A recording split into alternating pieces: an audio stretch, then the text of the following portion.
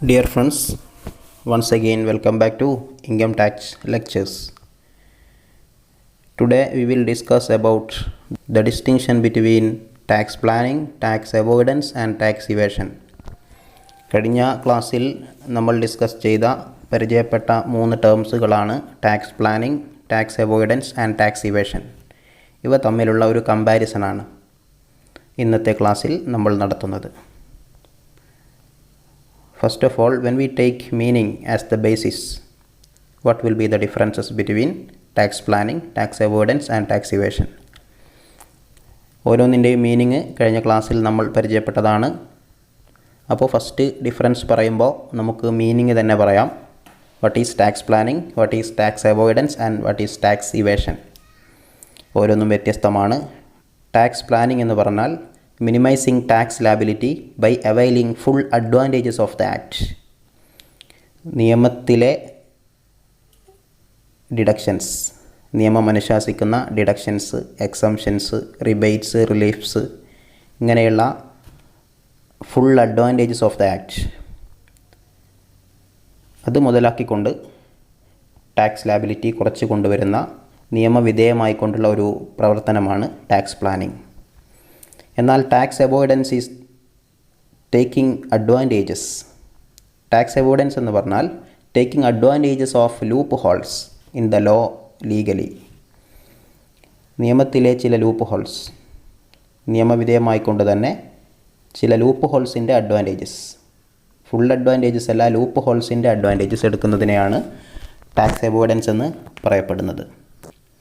അതായത് ചില പ്രൊവിഷൻസിൻ്റെ അഭാവം, അങ്ങനെ ഒരു പ്രൊവിഷൻ ഇല്ലാത്തതിൻ്റെ പേരിൽ ചില അഡ്വാൻറ്റേജസ് ലഭിക്കും.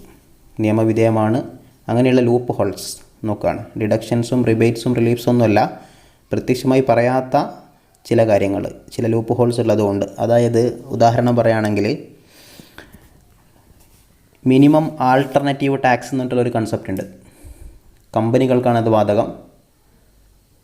അത് കമ്പനി അല്ലാത്ത അസസി ആണെങ്കിൽ മറ്റൊരു രൂപത്തിലാണ് AMT എന്ന് പറയും, ആൾട്ടർനേറ്റീവ് മിനിമം ടാക്സ്. കമ്പനിക്കാണെങ്കിൽ മിനിമം ആൾട്ടർനേറ്റീവ് ടാക്സ്. അതാണ് ആദ്യം വന്നത്. മിനിമം ആൾട്ടർനേറ്റീവ് ടാക്സ് എന്നുള്ള മാറ്റ് എന്നുള്ള ഒരു കൺസെപ്റ്റാണ് ആദ്യം വന്നത്. അതായത് ചില കമ്പനികൾ പ്രോഫിറ്റ് ഉണ്ട്, നല്ലോണം പ്രോഫിറ്റ് ഉണ്ടാക്കുന്നുണ്ട്, അതേപോലെ തന്നെ ഡിവിഡൻഡൊക്കെ കൊടുക്കുന്നുണ്ട്. എങ്കിലും ടാക്സ് കൺസെഷൻ ലഭിക്കുന്ന ഒരവസ്ഥ ഉണ്ടായിരുന്നു. ഓക്കെ, റൂളിൽ പറയുന്ന ആ ഒരു ക്രൈറ്റീരിയ മറികടക്കാത്തതിൻ്റെ പേരിൽ അവർക്ക് ടാക്സ് കൺസെഷൻ ലഭിച്ചിരുന്നു, മിനിമം ആൾട്ടർനേറ്റീവ് ടാക്സ് വരുന്നതിന് മുമ്പ്. അപ്പോൾ ഇങ്ങനെ ചില ലൂപ്പ് ഹോൾസുകൾ, ഒരുപാട് കമ്പനികൾ ആ ഒരു ലൂപ്പ് ഹോൾ പ്രയോജനപ്പെടുത്തിയിരുന്നു. അപ്പോൾ അവർ ഉപയോഗിക്കുന്ന തന്ത്രം ടാക്സ് അവോയ്ഡൻസ് ആണ്. ടാക്സ് ലാബിലിറ്റി ഒഴിവാക്കാൻ വേണ്ടി അവർ യൂസ് ചെയ്യുന്നത് ടാക്സ് അവോയ്ഡൻസ് എന്നാണ് പറയാം. അതായത് ടാക്സ് മാറ്റ് എന്ന് പറയുന്ന മിനിമം ആൾട്ടർനേറ്റീവ് ടാക്സ് അത് 15% ആണ്. ഇപ്പോൾ നിലവിൽ കമ്പനികൾ മിനിമം 15% ടാക്സ് കൊടുക്കണം, മാറ്റ് എന്നുള്ള ഒരു പ്രൊവിഷൻ വന്നതുകൊണ്ട്. അത് വരുന്നതിന് മുമ്പേ ആ ഒരു ലൂപ്പ് ഹോൾസ് കമ്പനികൾ പ്രയോജനപ്പെടുത്താറുണ്ടായിരുന്നു. ഓക്കെ, ഇനി ടാക്സ് ഇവേഷൻ എന്ന് പറഞ്ഞാൽ reducing tax liability by deliberately suppressing incomes or hiking expenses. ചെലവ് കൂട്ടിക്കാണിക്കുക, അതേപോലെ വരുമാനത്തിൽ കൃത്രിമം കാണിച്ചുകൊണ്ട് മനഃപൂർവ്വം തെറ്റായ രൂപത്തിൽ ടാക്സ് ലാബിലിറ്റി കുറച്ച് കൊണ്ടുവരുന്ന പ്രവർത്തനമാണ് ടാക്സ് ഇവേഷൻ. ഓക്കെ, മീനിങ് പറയുകയാണെങ്കിൽ ഈ രൂപത്തിൽ ഡിഫറൻസ് പറയാം.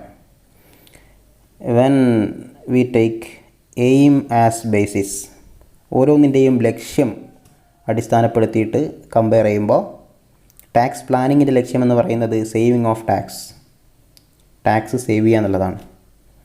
എന്നാൽ ടാക്സ് അവോയ്ഡൻസിൻ്റെ ലക്ഷ്യം ഹെഡ്ജിങ് ഓഫ് ടാക്സ് ആണ്. ടാക്സ് എന്നുള്ള റിസ്ക്, ഹെഡ്ജിങ് എന്ന വാക്കിൻ്റെ അർത്ഥം മിനിമൈസിങ് ദ റിസ്ക് എന്നാണ്. റിസ്ക് കുറക്കുക.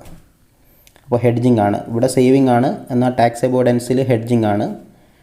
ടാക്സ് പ്ലാനിങ്ങിൽ സേവിങ് ഓഫ് ടാക്സ്, ടാക്സ് അവോയ്ഡൻസിൽ ഹെഡ്ജിങ് ഓഫ് ടാക്സ്.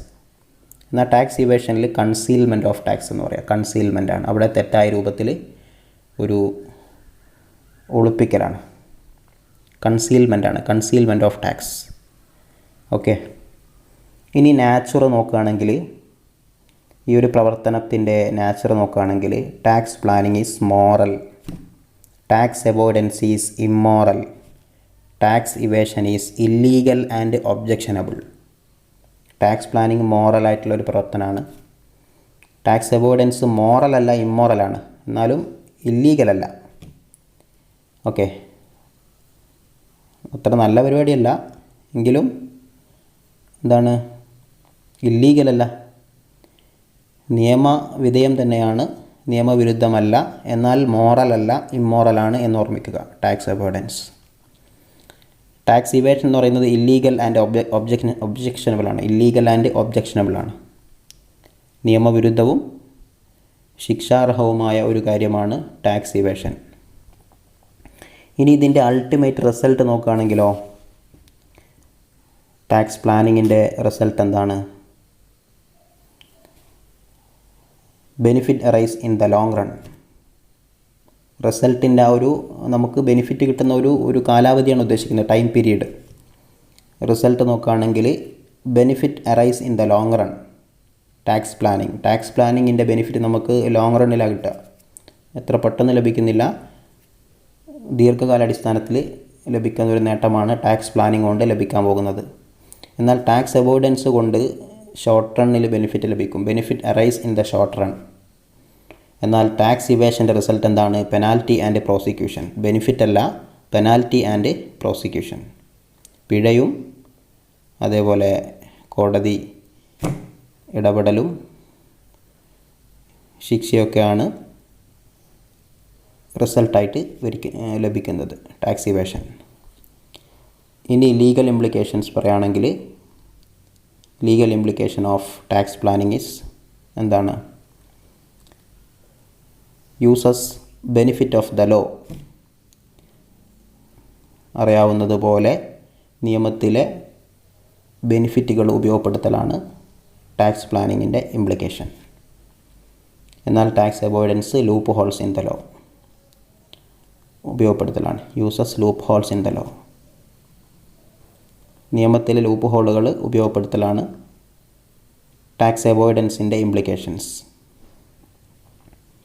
എന്നാൽ ടാക്സ് ഇവേഷൻ്റെ ഇംപ്ലിക്കേഷൻ എന്താണ്? ഓവർ റൂൾസ് ദ ലോ എന്നാണ്. ഓവർ റൂൾസ് ദ ലോ, നിയമത്തെ മറികടക്കലാണ്. ഓക്കെ, ലൂപ്പ് ഹോൾസ് ഉപയോഗപ്പെടുത്തലല്ല. ലൂപ്പ് ഹോൾസ് ഉപയോഗപ്പെടുത്തുമ്പോൾ നിയമവിധേയമാണ്, എന്നാൽ ഇല്ലീഗലാവുന്നത് എപ്പോഴാണ്? ഓവർ റൂൾസ് ദ ലോ, നിയമത്തെ മറികടക്കുമ്പോഴാണ്. Okay, these are the distinctions between the three terms. These are the differences between tax planning, tax avoidance and tax evasion. Okay friends, let us see again with another topic in another video.